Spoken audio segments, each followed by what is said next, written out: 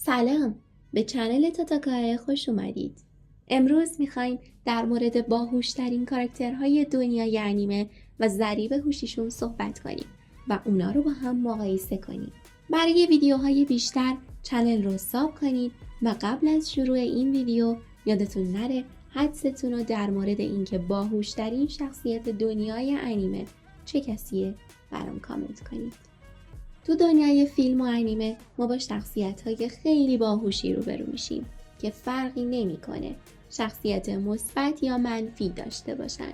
باهوش بودن جزو اون ویژگی‌هاییه که جذابیت یک شخصیت رو میتونه خیلی زیاد کنه و باعث بشه کلی طرفدار داشته باشه.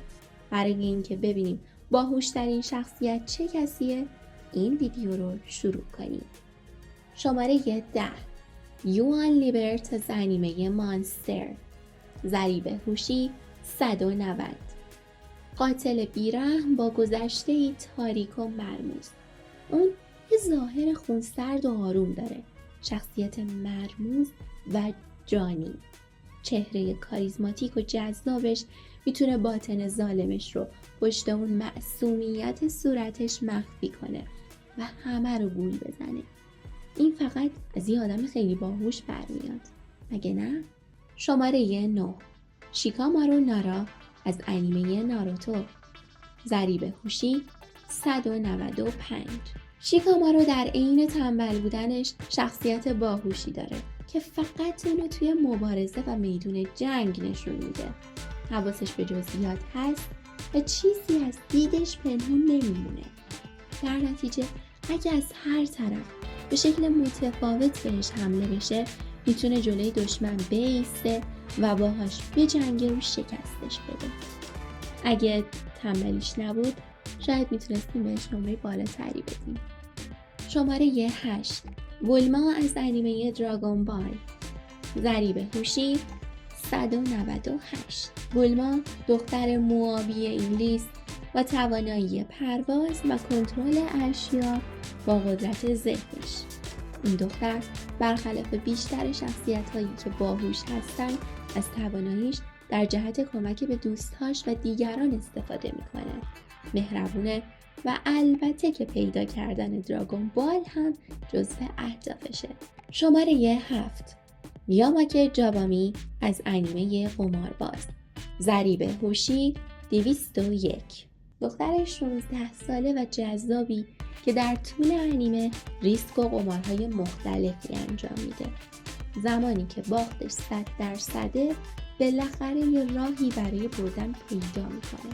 البته خودش که میگه شانسیه، ولی خب همیشه برای بردن نقشه داره. فقط یه بار و تازه اونم عمدن باخته. به طور قطعی یکی از شخصیت‌های نابغه محسوب میشه. شماره 6 خون از انیمه تاور آف گاد. ضریب هوشی 204. نجیب زاده نابغه مرموز جزو برترین شخصیت‌های مذکر انیمه. دوست صمیمی بم که اون هم یه شخصیت غیرعادی و بی‌نقصه. خون به تنهایی میتونه مخاطب رو جذب کنه تا پای انیمه بشینه، فقط برای دیدن استراتژی‌های جذاب و مرگبارش. شماره 5 ال لاولی از انیمه دث نوت. ضریب هوشی 205. بزرگترین کاراگاه دنیا با رفتارهای عجیب و غریب. کسی که تونست قبل از هر کس دیگه به تصمیمات و لوکیشن عملیات کیرا پی ببره. طرز فکر متفاوت و نتیجه گیری های جالب نبرد ال و لایت رو جزو جذاب ترین رقابت های دنیای انیمه میکنه. شماره 4 لولوچ لامبروچ از انیمه کودگیاس. ضریب هوشی 206. لولوچ با قدرت تاکتیکی ذهنش میتونه کاری کنه که دیگران ازش اطاعت کنن. اون قدرت زیادی داره که تونسته یک انقلاب بزرگ در ژاپن علیه بریتانیا رو هدایت کنه. شماره 3 سینباد یا همون سندباد از انیمه ماجراهای سندباد.